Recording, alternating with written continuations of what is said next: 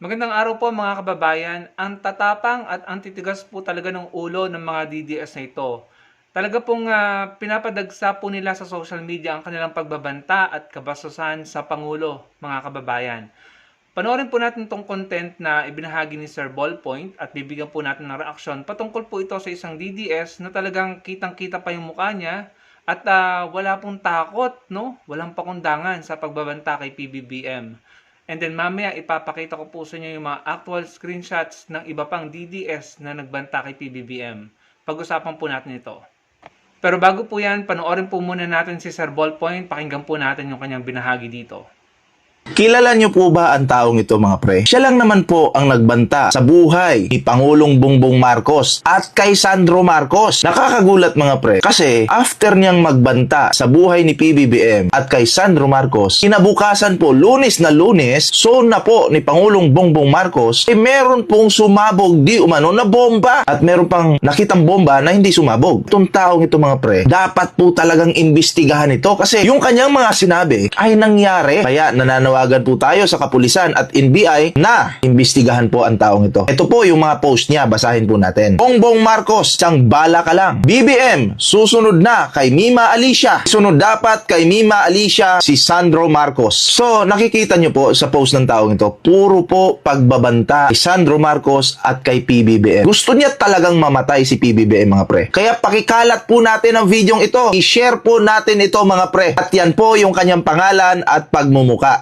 Kitang-kita nyo naman. Ang pangalan niya po ay si J. Argente Postre. Tingnan nyo yung muka. Kaya kayo mga pre, ano pong masasabi ninyo dito sa taong ito? Comment naman para mabasa natin. At huwag po natin kalimutang i-share. Pasikatin po natin ang taong ito. Kasi hindi po ito pwede. Hahayaan lang po natin. Magbanta-banta lang. Tandaan po natin, buhay ng Pangulo yan. Buhay ni Sandro Marcos yan. Hindi dapat pinagbabantaan. Hindi po dapat tayo masanay sa mga pagbabanta. Dapat managot ang taong ito. Paki-share po natin.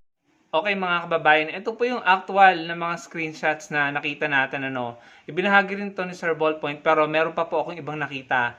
Talagang ginagawa na nalang normal ang mga ganitong bagay na pagbabanta, no, sa publiko. At hindi naman basta tao yung pinagbabantaan nila, presidente. Nagbabanta sila and then mamukat-mukat natin may balita na merong bombang natagpuan sa Senate.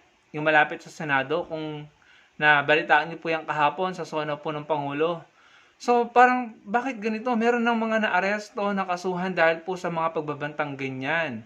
And then, nagsosorry naman sila, no? Pagdating sa NBI or sa mga otoridad.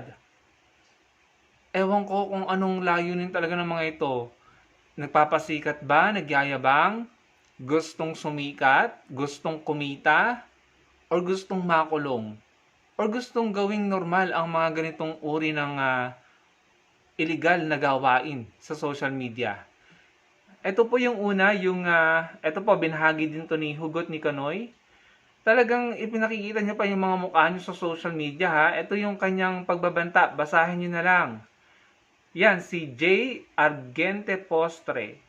Sabi diyan, isunod dapat kay Mima Alicia si Sandro Marcos. Ayan mga kababayan. Ito pa, sabi niya, ayan, kayo na lang po magbasa. Bongbong Marcos, kayo na lang magbasa dahil baka po kayo magka-violation.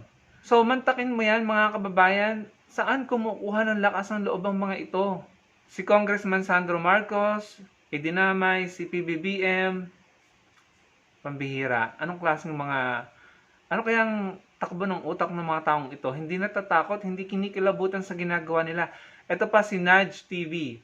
Magbibigay ako ng reward sa sinong makapagsabi sa harapan mismo ni PBBM na siya ay bangag. Ayan mga kababayan, ini-incentivize nila ang pambabastos sa Pangulo. Magbibigay daw ng reward kung sino man ang mambabastos kay PBBM. Sabi pa niya ni Nudge TV, humanda kayo sa 2028 si PBBM ang unang hatulan ng death penalty. Ayan, bintang, intriga, wala namang patunay.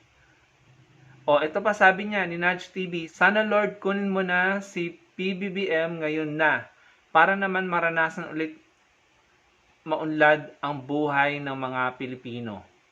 Grabe, nagdadasal sila na pumanaw ang Pangulo. Ito pang isa, buong Mindanao nagdadasal na sana pumanaw daw po si PBBM. Naalala ko dati si Duterte, pinagdasal din niya na pumanaw or mamatay si former VP Leni Robredo, ito namang mga supporter niya, si PBBM, ang pinagdadasal na pumanaw. Ayan o, buong Mindanao, idinamay pa ang mga tiga Mindanao, as if naman buong Mindanao ay kapareho ng kanilang pag-iisip. Sabi niya, buong Mindanao nagdadasal na sana mamatay na si PBBM ngayon, bukas or sa makalawa.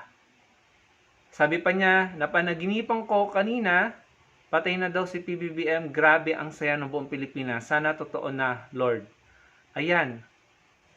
Ayun mga kababayan, grabe po yung ini-imagine nila na may nangyaring or may mangyaring masama kay PBBM or pumanaw na po yung Pangulo. Parang naalala ko tuloy yung viral video ni Sara Duterte na ini-imagine niya na may ginagawa siya sa ulo ni PBBM. Sabi ko, bakit ganito ang utak ng mga supporter ng mga Duterte? Utak violente, parang utak kriminal.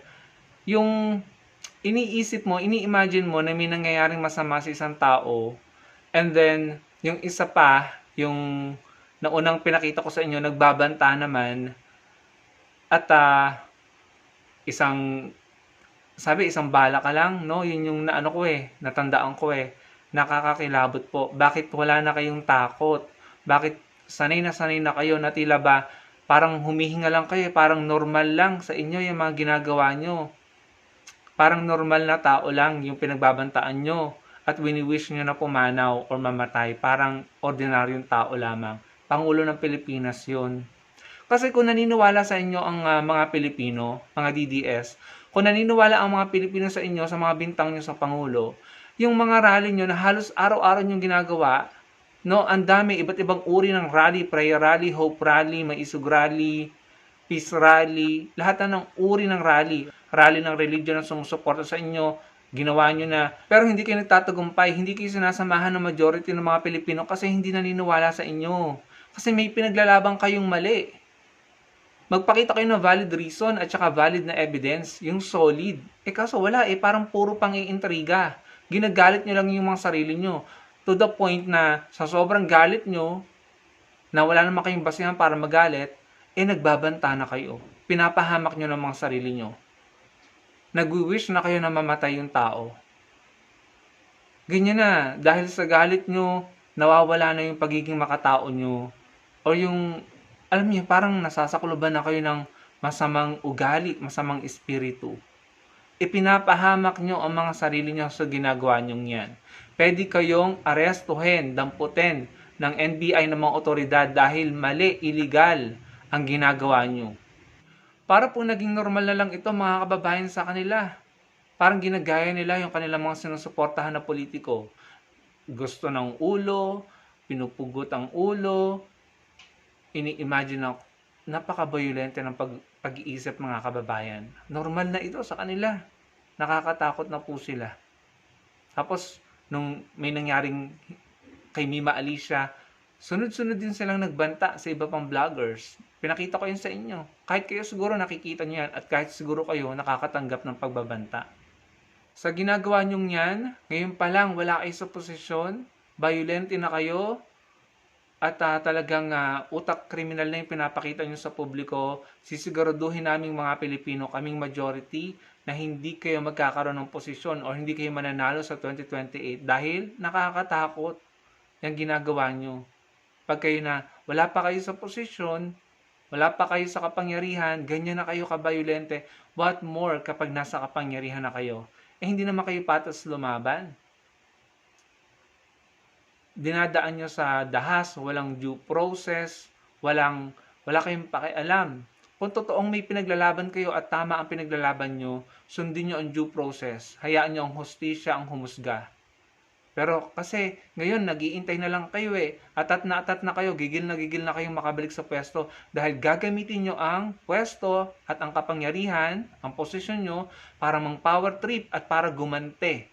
Kahit siguro sa mga inosente na hindi nyo kapanalig, gagantihan nyo. Yan yung nakikita namin sa inyo. Kaya sana kay PBBM sa mga otoridad sa palasyo, wag nyo naman pong palampasin ang mga ginagawang ito na pagbabanta, napaka-violente po. Kapag po kasi pinalampas, pinabayaan, ginagawang normal, nakakasanayan na nila kasi wala silang pananagutan. Yun lang naman po ang sa amin. Panagutin nyo po dahil delikado po yung ginagawa nila. Salamat po sa panonood mga kababayan.